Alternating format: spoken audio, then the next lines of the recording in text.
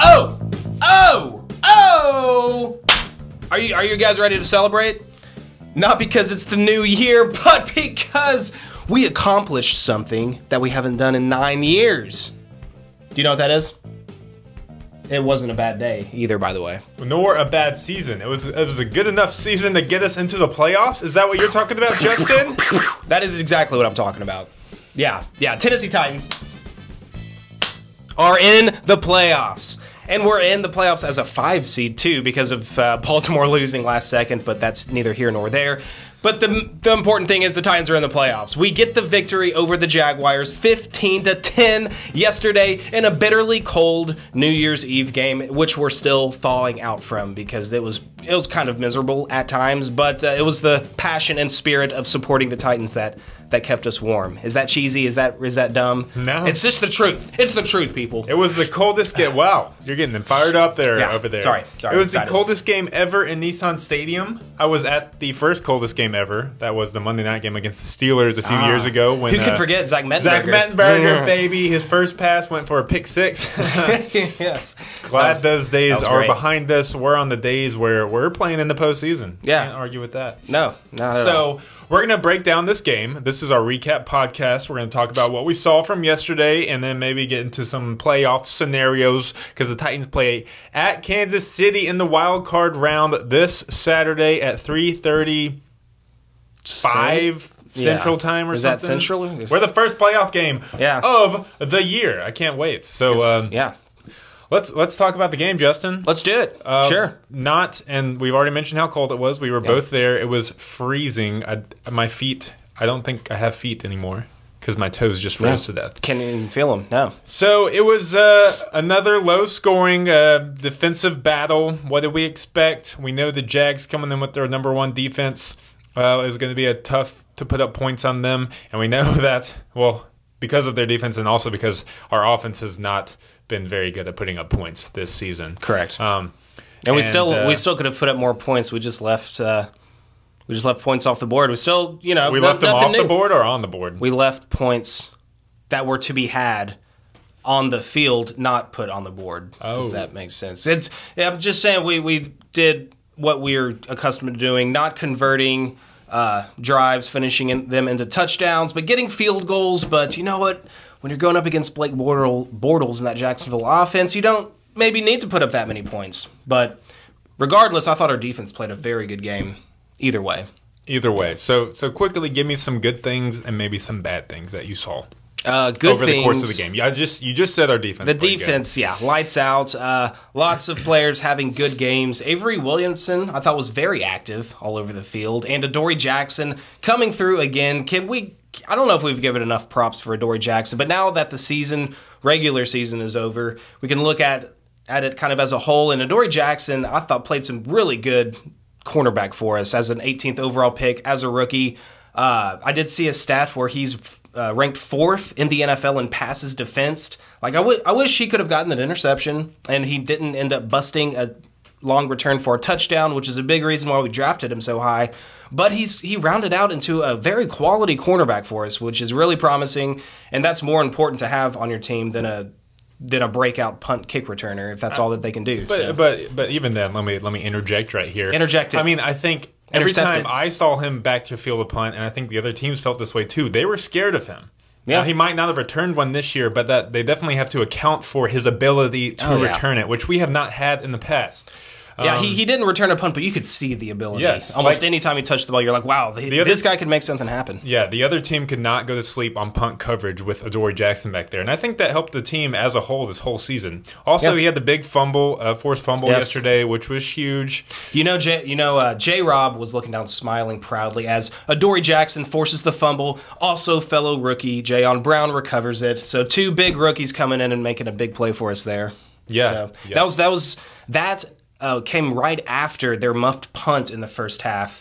Wish we could have, punched one of those in for a touchdown, but those were 6 quick points for us, like free points that Jacksonville gave us, which ended up being crucial down the stretch. So big time plays from the defense and special teams. So definitely, Kevin Byard. I mean, do we need to point him out? His incredible season.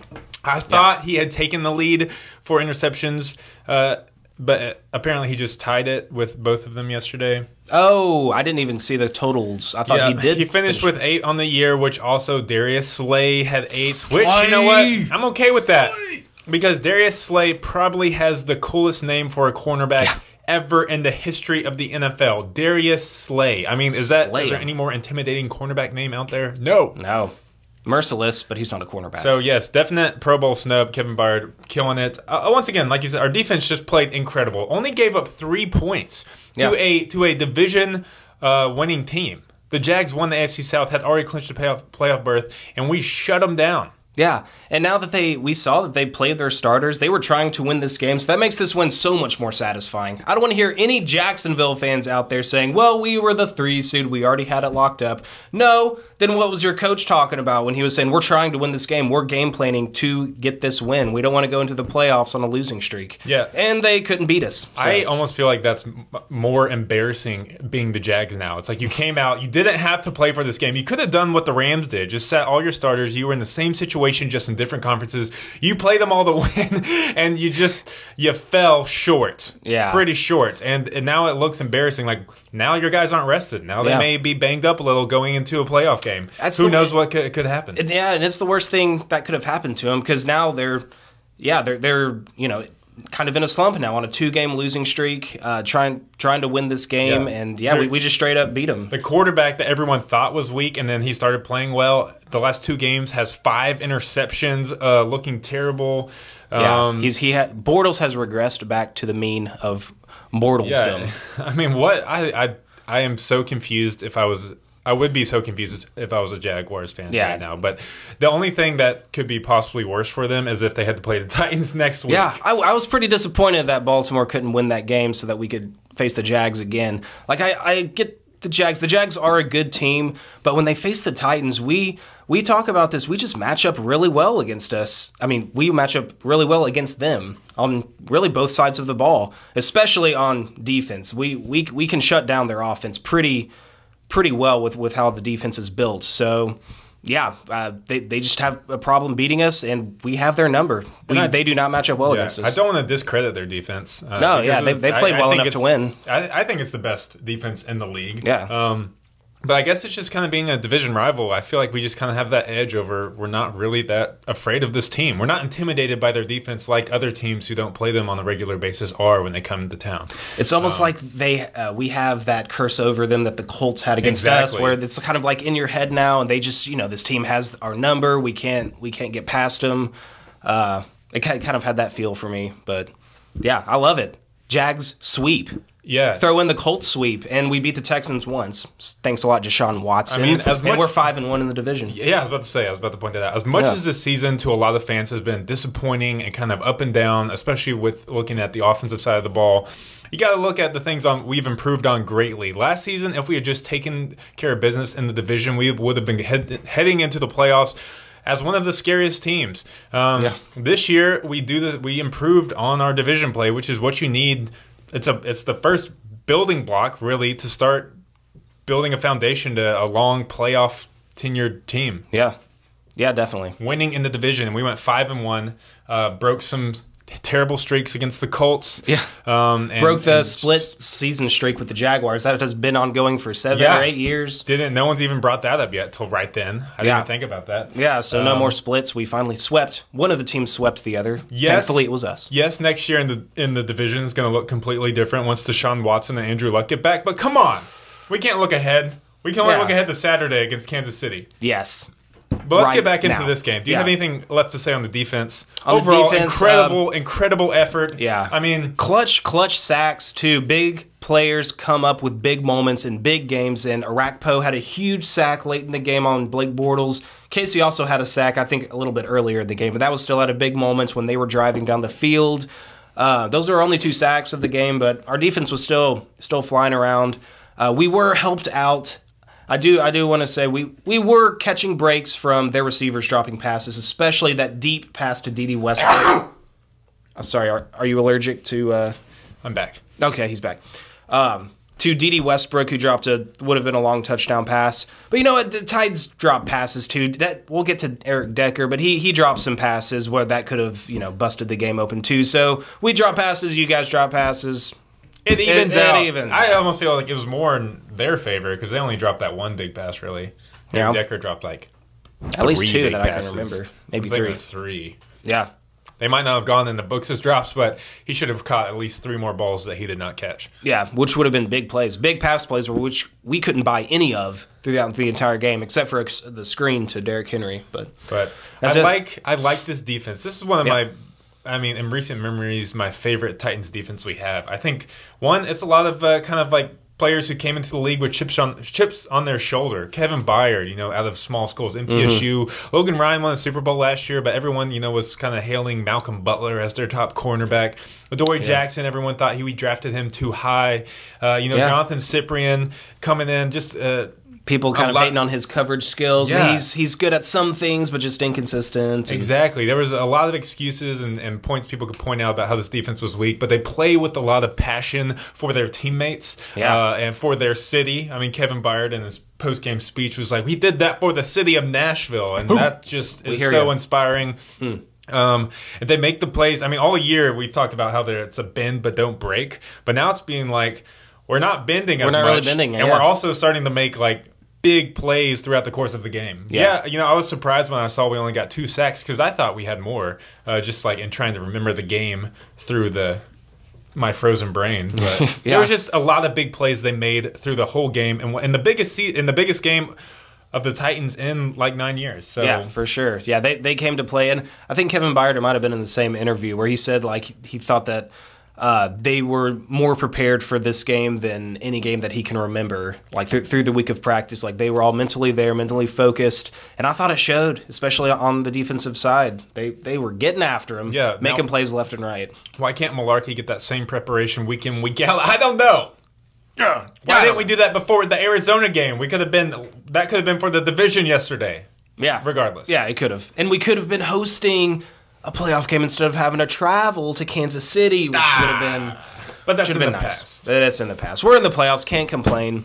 Another thing we did well. I didn't know this, but Jacksonville also has They were the number 1 rushing team overall coming into that game. That's kind of surprising, honestly. We did Fournette's had a good year, but I thought he was their only guy that carried the ball. You may have to stat check me on that, but I believe I heard that somewhere. But we pretty much contained him. 19 carries for 69 yards for only a 3.6 yard average. That is pretty good, I would say. Yeah, and we knew that if we can contain him, then they're going to have to make Blake Bortles force him to make throws, which I didn't have faith he could do, and he didn't. Yeah, he threw us two very beautiful passes to Kevin Byard, so thank you for that, Bortles. I really thought Kevin Byard was going to return the first one for a pick 6. He looked like he had kind of a clear path, just couldn't get by the first guy. Yeah. Oh, well. It's okay. We got the win.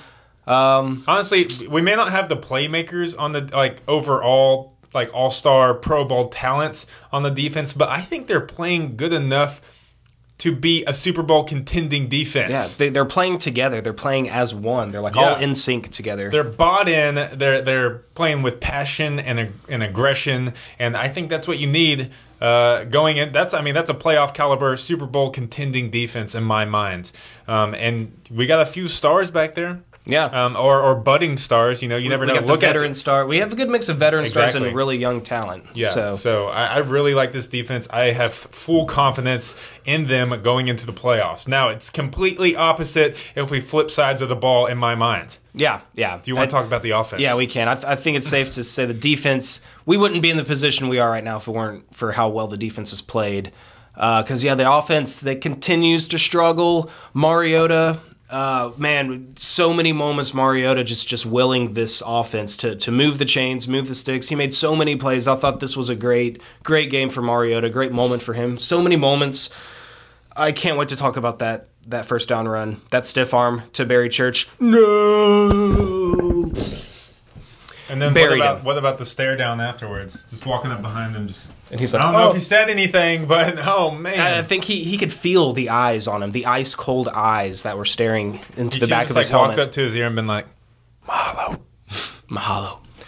Sorry about embarrassing you, Church. But Barry Church has had 2 ugly stiff arms in his 2 games against the Titans. He had one big one. Derrick Henry gave him a stiff arm on, I think, his touchdown run in that Week 2 game. It was a long time ago. But yeah, Barry Church has had a handful of Titans' hands in his face. But great. Between Derrick Henry, Delaney Walker, and now Marcus Mariota, we have to be the best stiff-arming team in the NFL. Murray's got a good stiff arm, too. So shoot. He doesn't stiff arm as much. His stiff arm's more of like to kind of keep the guy back. Derrick Henry tries to chuck the guy 10 yards. Yeah. Delaney Walker tries to bury them into his grave. And Marcus just ended Barry Church's career in one swift moment of justice. Yes, absolutely. But yeah, let's stay on the DeMarco Murray, Derrick Henry talk, because man, all right, Derrick Henry, 28 carries. We gave the man the ball 28 times. Was only able to muster out 51 yards for a 1.8 average. I mean, you look at the Jacksonville front 7 and you're like, okay, one of the best defenses in the NFL. But man, Derrick Henry, he drives me crazy with his inconsistency. I thought this was a game for Derrick Henry to come in, show the coaches, hey, I'm the guy. I can be your lead guy coming into next year, going up against a good defense. I'll be your number 1 back, and I'm about to prove it right here. And honestly, I don't think he's ready right now at the point. I mean, I might be in the minority. I know a lot of people love Henry. I know he took the screen pass to the house, but I think that was more a great play call and very well executed. I was about to say. I watched that again, and I don't see Titans execute screenplays like that. Yeah. Like, it was perfectly designed and disguised. Yeah. And Henry read it perfectly, went through the hole, and showed off his speed. He outraced their secondary. So he's got the tools, he's got all the skill, but I don't know if it's something mental, but man, he loses so many yards, and we can't have that with this offense. When on first down you hand it off to Henry, loss of 2 yards, setting yourself up for second and 12. I would take a loss of 2 yards. Most of the time we're getting losses of 3 to 5 yards on first down. Well, he thinks he needs to understand he can't try to be Chris Johnson and start like, oh, I'm going to stop here and then bounce around outside over this way and try to break a tackle over here and try to run around these guys. He's not that kind of a player. I mean, he can bounce runs out outside, but I just wish he wouldn't rely on that every time. I think he thinks he can do that every time, but he just ends up getting in trouble more times than not. Well, let's remember, this was his first opportunity really to like be the bell cow back. I think he kind of, I would say he was under a lot of mental pressure because, I mean, everyone in Titans fandom has been waiting on this guy to burst through. He's had great runs here and there, but he's been splitting, or not even splitting carries with DeMarco Murray most of the year. So this was his first chance to really show everyone what he could do, and I think he was just trying to do too much. Yeah. We've seen him bust those runs outside throughout the course of the year that will go for 75 yards, but I think those are more effective when it catches the defense off guard because they've been used to DeMarco Murray's running up the tackle again and again and not having the ability to bust it out. Now, when Derrick Henry is trying to do that every single play, the defense kind of gets used to that. Yeah, so they're ready for it. I think over the course of time, if he does become the starter next year, I think that'll kind of he'll tone that down. He'll learn to just live with a 1 to 2 yard gain instead of trying to do too much. He'll just limit his times where he tries to do too much. Yeah. I guess is what I'm saying. He's just, and it's just frustrating to see. And I want Henry to be the number 1 running back for years to come. And I think he can be. It's frustrating to watch him play. I mean, Malarkey in the post-game press conference said on that fumble that Jacksonville returned for a touchdown that it was Henry that went the wrong way on that handoff, and Mariota ran right into him. Gave Jacksonville the only touchdown of the game. So Henry scored our only touchdown, and I guess you could say gave Jacksonville their only touchdown. Yeah, it sucks because our defense only gave up 3 points to the Jacksonville offense, but our offense gave them 7 points. Yeah, our offense gave up more points than the defense. I have more faith to win the game if we just played our defense the whole game. Yeah, because I worry that our offense is going to score too much for the other team. Because at least maybe 2 of our field goals where we got turnovers, we were already in field goal range. And our offense didn't do anything, so we just ended up kicking a field goal. We had a block PAT. I mean, I thought this offense would be able to correct this through the course of the year. It looks just like this is going to be what we're heading into the playoffs with. Yep. Live or die with it. Our offense cannot seem to get out of their own way. They just keep on tripping over their own feet. Which actually happened. Marcus did trip over his own feet on one run. He did, but he got his feet under him for that clutch run. He had a lot of clutch runs. No one will remember him tripping over his feet and falling face first into the ground. Yeah, I forgot about that until you brought that up. Because of his stiff arm. Yeah. Mariota ran probably better today than in any other game. He had 60 rushing yards. I don't know if he's had that many rushing yards in a game yet this season. But yeah, super effective with his legs. I love seeing that. And he was effective with his legs whenever he was in the pocket trying to throw a pass. It wasn't rushing yards he was getting that we were scheming him to get on QB. I mean, I think some of the yards came on read options. He would fake the handoff, but I think that's where Mariota can be the most dangerous, is that when he's killing you from the pocket, picking apart a defense, and then they're worrying about pocket passing Mariota, and then whenever he sees a lane, I think running lanes will naturally open up for him, and he can really kill you with his legs in that way. We don't need to scheme him necessarily and to run the football. That's just my opinion, but I mean, I think if you're a Titans fan out there, I think you have to be incredibly optimistic about the future of this team with Marcus at the helm. Yeah. Yesterday was the first game where I really saw the Steve McNair-esque I'm glad you said form come out of Mariota. Yeah. He didn't put up great pass numbers. His receivers, drop balls. He may miss a few throws here and there, but the plays he made, not just how he made them, but his willingness and his just competitiveness to get to the first down line or to make the play no matter what was going to happen, was something that I haven't seen since the Steve McNair days. Something the Titans haven't seen since the Steve McNair days. A leader who is willing literally to put the team on his back, no matter the consequences, to get to where they need to be. Yeah. And I saw that out of Marcus today, and I think that's the first time I've seen that out of him in his career. Yeah, that competitive fire. You saw the heart and the passion on especially just that run where he juked Calais Campbell, probably a Defensive Player of the Year candidate, and then stiff-armed Barry Church to get the first down. Keep talking about that play, but I think that could be a defining moment for Mariota in his career. I think that is the defining play of yesterday, because when we've seen Mariota scramble in his past, it's either on a read option, or if he even scrambles outside of pressure, he just runs straight and then probably just tries to get as many yards as possible, even if it's not a first or something, and then slides down. He's almost being more safe. On that run, he was like, I'm getting to this first down. I don't care if I have to take on the whole Jacksonville team. We are going to win this game and into the playoffs. And that's totally channeling that inner Steve McNair. Yeah, Steve McNair did that all the time. And juking and stiff-arming safeties.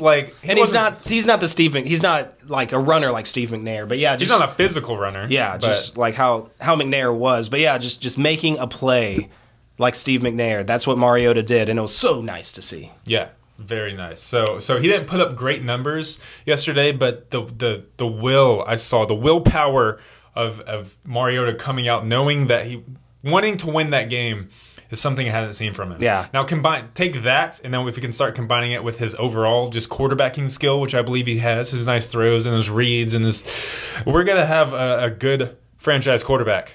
Yeah. Oh, for sure. Yeah, I think if you look at the stats and you didn't watch the game, you're like, oh, Mariota didn't really have a good game. But if you watch that game from start to finish, you're like, Mariota carried this offense all on his shoulders, and they probably wouldn't have won this game without him. Yeah, even most of his yards, he had 134 yards passing and one touchdown. 66 of those yards and one touchdown came on one screenplay to Derrick Henry. Yeah. So if that even tells you more if you didn't watch the game. Yeah, but it could have been more because of Eric Decker's drops. We had some receiver play. The receivers did not show up on the stat sheet, at least. I know Eric Decker had some drops. Didn't see Rashard Matthews show up, and it's hard to tell if they're having bad games or if Jacksonville's corners are just really locking them down. Corey Davis, no show. This was one of the worst games, because Corey Davis at least gets a couple catches, maybe one or two catches, but he was completely disappeared from the offense. Is that a concern for you at the very last game of the season, win and you're in, your 5th overall draft pick doesn't make an impact on the field? What do you see in that? Is that coaching? Is that Corey Davis not mentally getting it all together in his head and knowing where he's supposed to be? And this is a weird game for me. Through the majority of this game, and I still kind of feel this way, we are not a playoff caliber offense. I think we have offensive players that are playoff caliber, like what we were just saying, praising Mariota for his will to win. But as a whole, it looks ugly. Now, yesterday, Yeah, Rashard Matthews only 1 catch for 7 yards, only 2 targets. I mean, Eric Decker led our team in targets with only 6. Corey Davis didn't even have a target. I thought he did. Maybe not. I thought I looked at a box score and it was like 2 targets. Maybe not. Yeah, he might have had it. They might not show it here on the ESPN website, but I kind of think it went more with that was kind of the scheme of the game yesterday, which. Derrick Henry got 28 carries. I think that's a season high for any Titans running back. Yeah, correct. I think so. Yeah. I mean, I know he wasn't splitting carries, but still, it's been rare that Murray and Henry get up to close to the 30s combined in carries. So. I don't know if we were scared of that Jacksonville secondary and wanted to, control the ball. I know Malarkey loves his run-first team, which we did time and time again. Yeah, Mariota only threw it 21 times. Yeah. Just 21 times. So I think you might be right. Because Mariota has, had that tendency to throw that pick every single game, or in most games he has one, bad throw that ends up being an interception. We were trying to avoid that against a probably the best secondary in the NFL. So that's something we were probably trying to avoid in the game plan, like you were saying. Yeah. But, if there's one thing that worries me the most, it's time and time again how we get negative yards on 1st and 10. I think it's a drive killer. I mean, you say sacks are drive killers because it goes for negative yards. We have 1st and 10 and we can't get positive yards, not even like 1 yard. We're going for negative. A lot of that was on Derrick Henry trying to do too much. But Jacksonville finished with 10 tackles for loss on the game and 3 sacks. That's insane to me. That is a red flag going into the playoffs. I'm like, okay, we need to find something else to do on early downs because Marcus is having to throw it on 3rd and longs consistently throughout the course of the game. That is hard for any quarterback, let alone a young quarterback who's working with young receivers and new receivers. So that worries me going into the playoffs. We need getting 1st and 10 should be a wide open playbook almost. You have the ability to do whatever you want. You got the defense on your heels. You just got the ball. But Henry's spinning himself out of tackles for a negative 15-yard run. Yeah. How do you lose that many yards on a running play? Surely we can find some ways to draw up plays on 1st downs. He almost ran into a safety. For negative yards. He almost ran into our end zone from like our 20. I don't know how far it was, but it was ridiculous. And also there were several times where we had 3rd and short. And we handed the ball off to Henry, and he couldn't get there. There was a few different times. 2 big 3rd and shorts. Yeah. 1 3rd and 1 where he got tackled for like a 3-yard loss. Another 3rd and 2. We did this almost the same thing. Just tried to run to Henry. Their Jacksonville D's ready for it. Yeah. We got the 1st down on a huge 4th and short with a sneak from Mariota, so nice to see something different there. Yeah. That's worked consistently as the Mariota sneak, but yeah, it's we're still very predictable at the end of the day. And I remember one time we got it in the red zone. I think it was off a muff punt. The first 2 plays, we pitch it to Henry to the left, and then we pitch it to Henry to the right. Yeah, I remember that, yeah. Okay, yeah, just terrible. I mean, he's already starting on the pitch. He's going to be starting, 5 to 6 yards in the backfield, trying to make something happen laterally. Jacksonville was ready for it, so it's like, oh, all right, we'll just try it to the other side next time. Before you know it, we have to kick a field goal. Yeah, without even gaining a yard in that possession. So. Yeah. That kind of screams Terry Robisky to me, like, well, it didn't work on that side. Let's just call the same play to the other side. Let's see what happens. And I think that Let's not see what happens. Let's put in a game plan and be confident in what you're calling and know what you're going up against and exploiting any weaknesses that you see. Play to win. Play aggressively. Call aggressively. I believe that's the same possession where on the 3rd down, 3rd and long again, Mariota was trying to hit Delaney on that kind of corner of the end zone where Delaney was held. I saw the replay. The guy is holding his jersey the whole time. Throw the flag, refs. Yeah, Delaney got interfered with a couple times. He didn't have great receiving stats, but yeah, I thought he got interfered with a couple times, but that's just us. That's just our bias. But he was still, I mean, to be outside of Delaney and Rashard, I really don't trust anyone on this team. I thought I had started to grow some trust in Eric Decker after last week's game. But this was kind of surprising. Because he hasn't had that many moments where he drops passes. Yeah, this was a bad game. It was just a bad game for him. On Titans Talkback, they actually they pitched this question to Kevin Dyson. They wanted him to answer it because he's been in that position before. And he wore 87. The same number on the Titans, yeah. And he said that really, sometimes going up against a really intimidating defense, number 1 secondary in the NFL. And they're also, very known to trash talk the crap out of their players. We saw it yesterday. Any incomplete pass, Jalen Ramsey is in our wide receiver spaces. I'm so happy we won, man, because of that. How many times, every single time the Jacksonville defense made a play, they act like they were gods. I mean, they were like, oh, man, like, oh, my goodness. Like, okay, there's a fine line in between having swagger and just being straight up obnoxious and acting like a douche. And I think the Jags crossed that line. I agree. Like, I respect him, but you're not a god for making a 2-yard loss tackle. So it was good to shut them up. I hated that their defense was the only way their team scored a touchdown, but that was more our mistake than their doing. For sure, But Kevin Dyson was saying that, especially going up a team like that, if you kind of drop one pass and then it just starts to build in your head, and he said that's what he thought kind of happened to Eric Decker. But Eric Decker's a veteran. He's played he's won a Super Bowl. He's played with some of the greatest quarterbacks. I'm surprised to see that out of him. Yeah. I mean, I believe on every one of his drops, Jalen Ramsey was standing right there, just probably trash-talking the crap out of him. But as a veteran wide receiver, which is why we brought Eric Decker in to make plays like that against players like Jalen Ramsey, it was really disappointing to see that. Yeah. Because Mariota needed some help in those situations. Yeah, he underthrew that long ball to Eric Decker, but I've seen Carson Wentz and his receivers make that play all year, whether Carson Wentz hits him on the numbers in stride or not. He'll scramble out and throw it 30 yards down the field, and they'll make that play for him. We have to have receivers step up and make plays for Mariota. Yeah.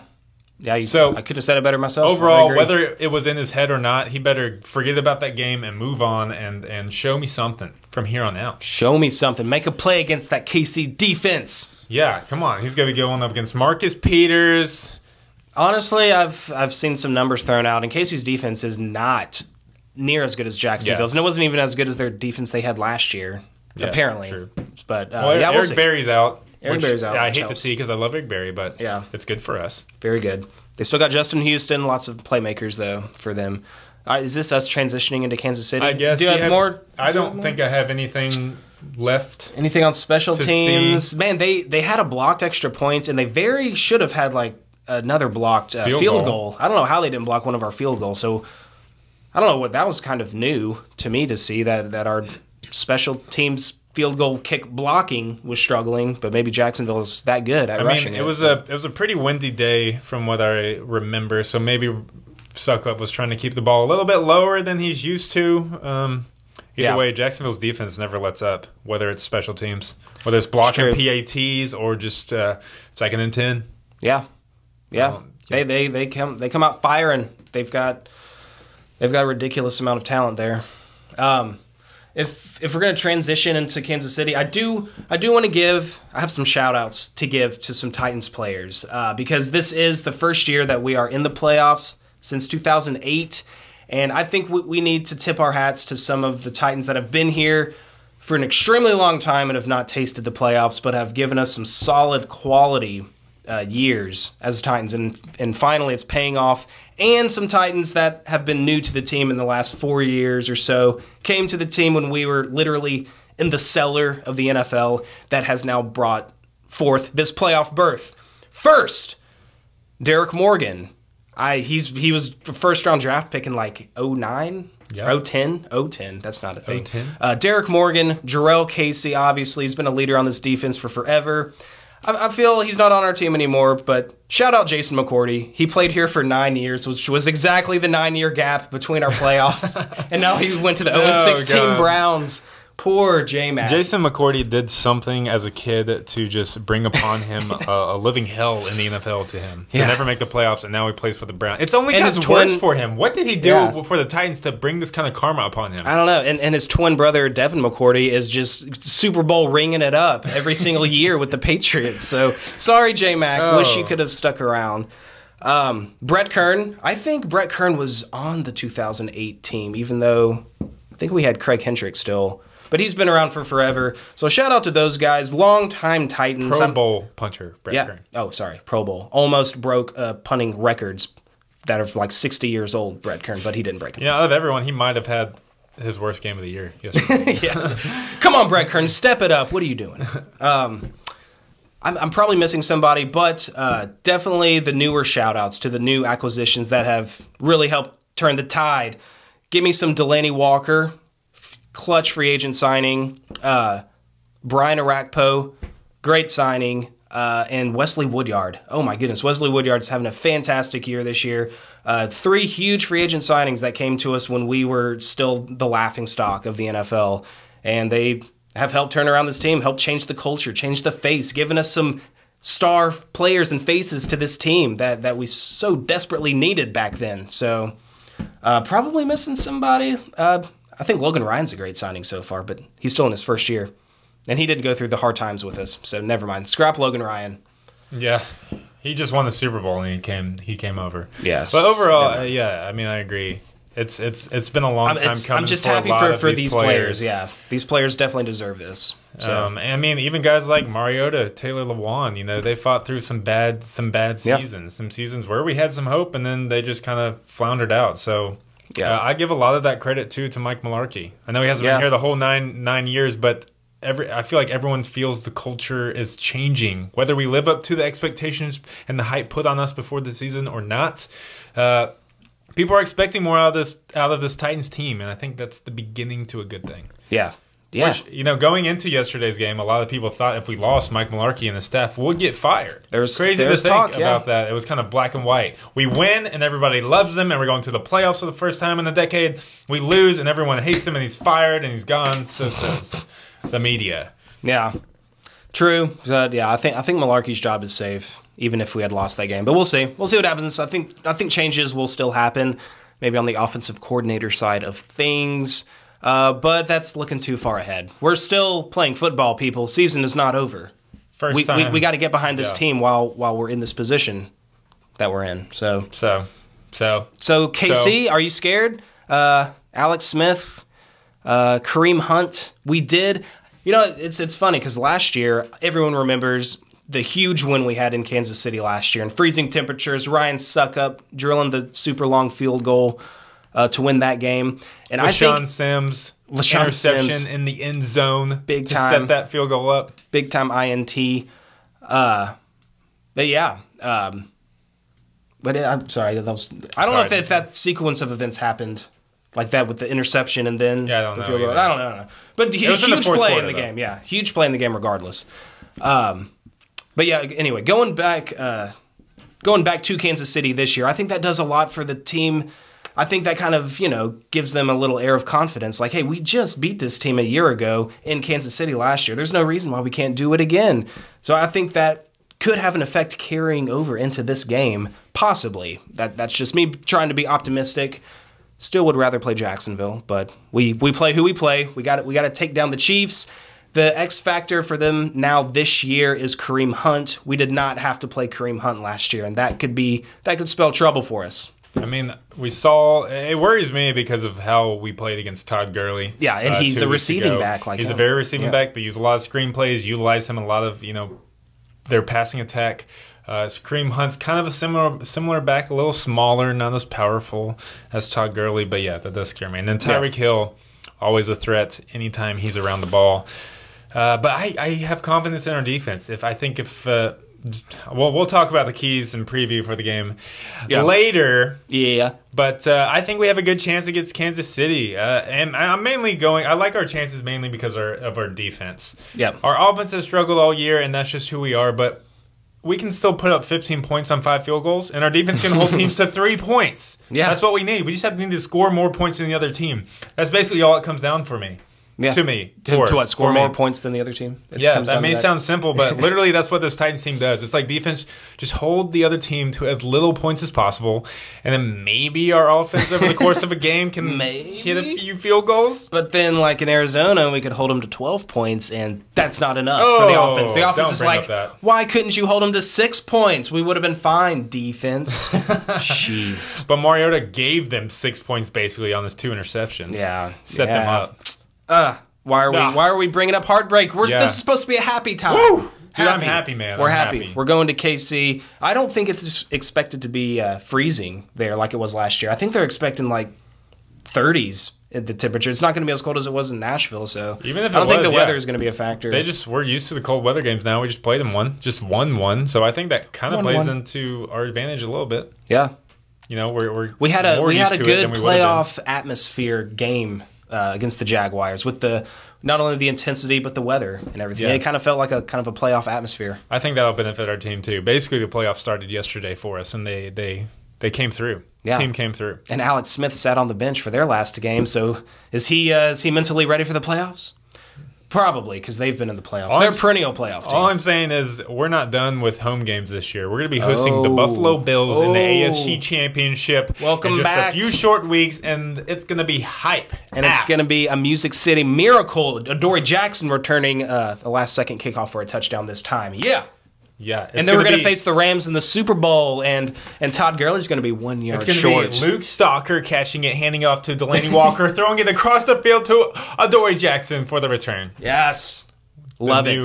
To knock the Bills out of the playoffs for their first time and then they'll go on another 19, 20-year drought. Yeah. So, that's about all I got for this game, man. We're probably kind of scrambling at this point. Yeah. But it's been fun. It's been a good one. It's been a good season.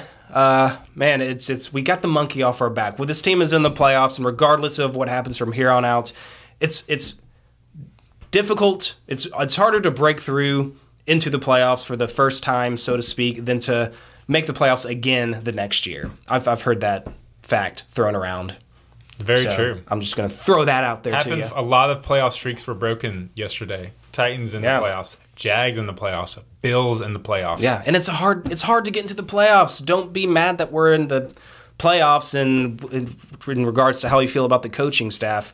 The Seahawks couldn't make the playoffs this year, and they've been going to the playoffs every single year for however many. The Ravens. And the Ravens didn't make the playoffs this year, and they're a perennial playoff team. It's hard to get into the playoffs, so credit the coaches and definitely credit the players for gutting out this last win to break us through.